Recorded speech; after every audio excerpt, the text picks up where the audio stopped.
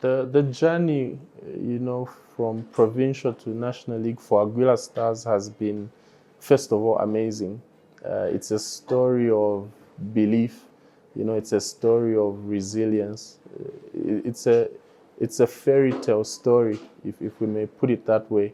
I would laugh a long time ago with one of the co-founders of Aguila, that we actually assembled a team of rejects and made them champions. People who, first of all, were not given a chance because of how young they were, and some who may have played but lost hope in football. And we assembled a team, that journeyed through provincial league in such a fairy tale. We were very clear about what we wanted. We were very clear about our philosophy.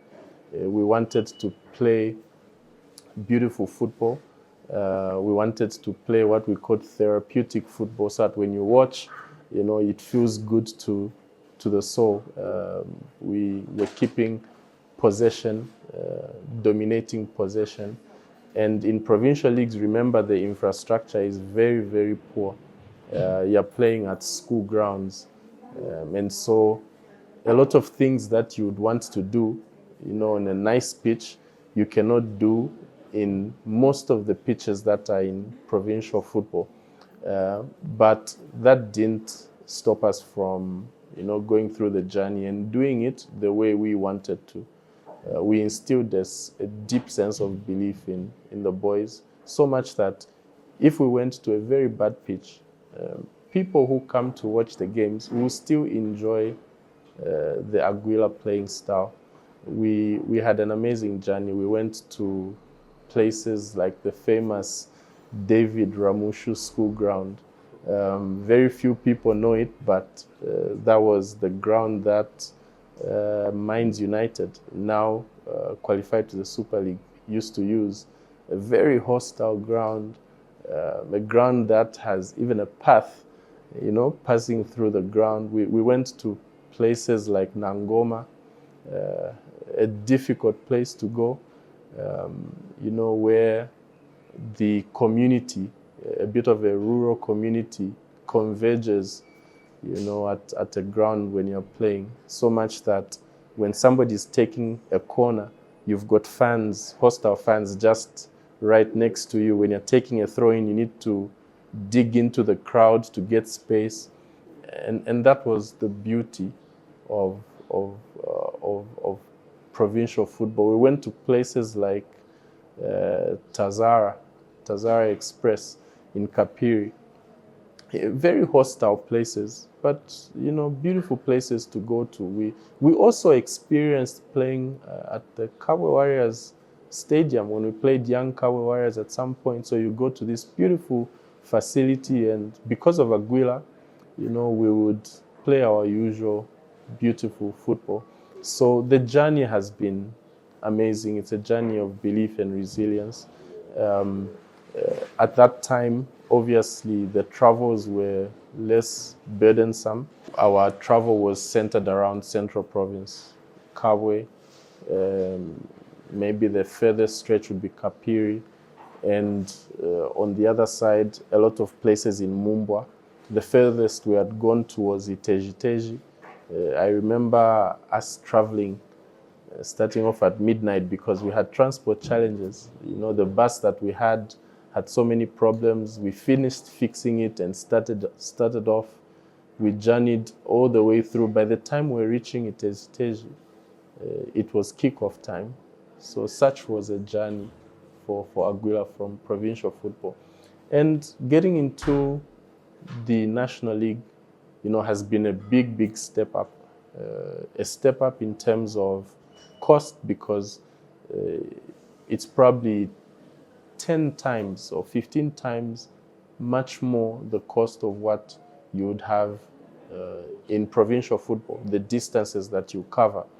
But like I said, I always say the commitment we've had to progress in Aguila is based on our deep sense of belief that we can actually do anything that we set our minds to. It draws me to one of my favorite portions in the Bible, in the book of Mark, where somebody brings a child to Jesus, a young boy, and they ask that this boy is healed. And Jesus in Mark 9:23 responds saying, look, if you only believe, then it is possible.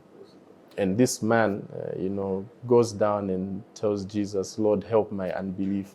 So if you believe really, anything is possible. Nothing can limit you. It starts with belief. So the journey of Aguila has been a journey of belief, including very stubborn faith. You get into the National League, you do not have corporate sponsors. Yes, the Aguila group of companies had been funding the club through an intercompany loan. However, the costs were very high. Everyone wrote us off, including family members. What are you doing? This is crazy. You can't afford this. But our deep sense of belief told us we are able to do anything. So it's been a beautiful journey. The belief in God for Aguila is fundamental to everything we do. It is our foundation. Our club is built on deep faith. Our club is built on belief in God. We are actually not shy to say that Christ is the center of everything that we do at Aguila. We're an equal opportunity organization, and we do not discriminate against other faiths. But whoever comes to us, whether from another faith or not, will come seeing that this club is founded on Christ. We model ourselves based on our human experiences. And so if you are coming with a collection of people, coming from different backgrounds, you cannot run away from the fact that our background is Christianity.